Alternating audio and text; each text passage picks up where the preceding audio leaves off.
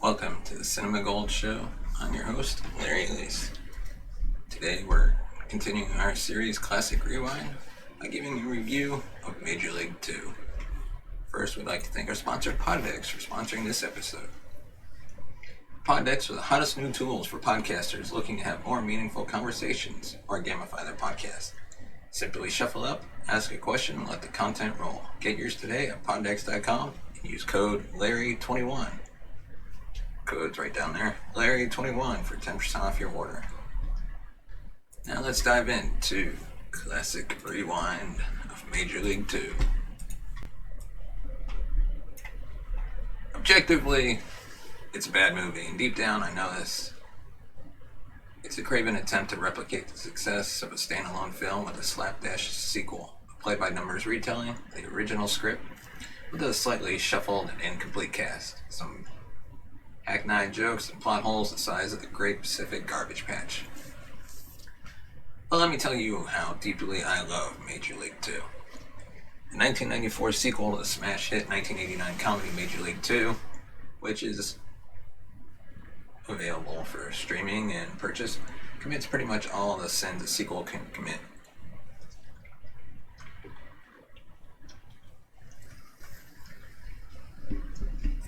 It changes settings and castings without explanation. It rehashes jokes from the original, introduces new characters with no real development or purpose other than cheap gags. The premise is this: a down-on-its-luck Major League Baseball team assembles a plucky roster of has-beens, never-weres, and outright weirdos, and defies a meddling owner and all expectations with a stirring pennant run. Wait.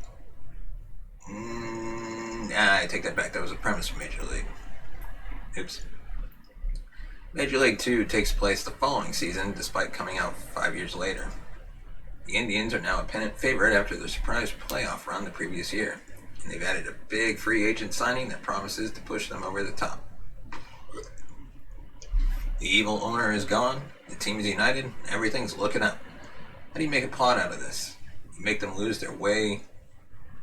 Fearsome voodoo-worshipping slugger Pedro Serrano, played by Dennis Haysbert, which I think is probably his best role ever, has discovered Buddhism and lost his competitive edge.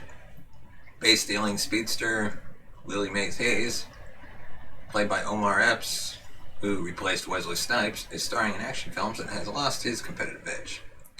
Fireballing bad boy pitcher Ricky Wild Thing Vaughn is taken up with a slick business manager and a host of corporate sponsors and has lost his... Well, you get the idea. The premise boils down to all your favorites are back. They suck now. Some things don't make sense at all. The original film wasn't shot in Cleveland, but rather in Milwaukee's County Stadium, which still bore a strong resemblance to Cleveland's Municipal Stadium, the Indians' home at the time. The sequel, for its part, is inexplicably set in Baltimore's Camden Yards, one of the most unique and recognizable as not Cleveland settings in American sports.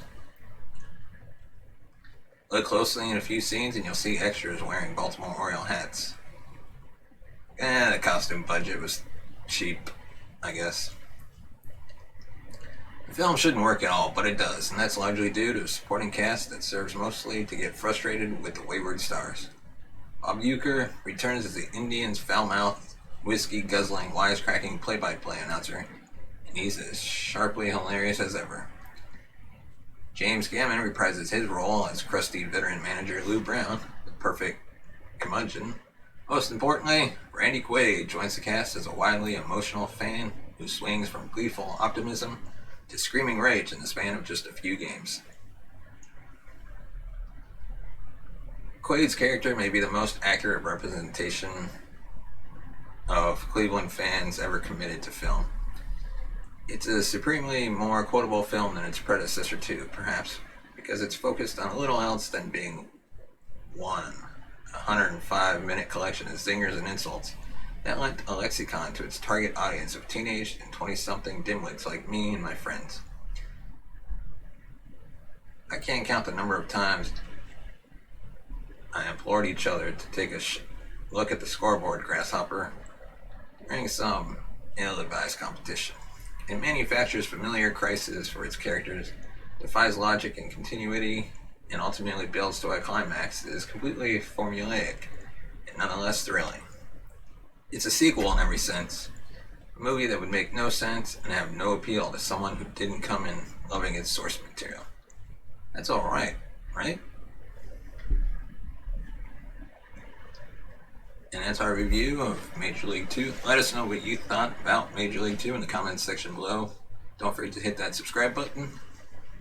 And now we're getting into a new segment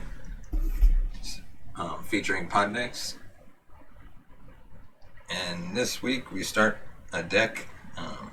It's called Movie Night. It's available on the Podex app. You join Podex and you'll have access to this deck. As always, visit poddex.com and use the code Larry21 for 20% off your first purchase.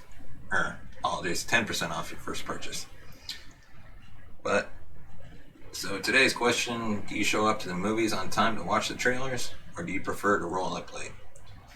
I get there kind of early as possible so I can get some food, because if I ever order like hot food, like a hot dog or a pizza or cheeseburger or something, it always takes forever.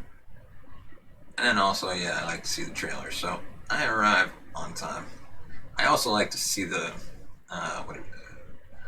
not the trailers, but the early entertainment. I think like AMC used to have it. I forgot the name of the program, but it showed you like shows that were coming up, movies that were coming, that were still being kind of developed. I know there was one time I was watching a movie and they were doing a special on Tomorrow War. But I like to get there early for the trailers. That to me is I'd say that's almost the main part of the reason I go to the movies outside of watching a movie. Because the trailers, they're a work of art. And they always end up being pretty good. So I go for the trailers. And I get there early enough.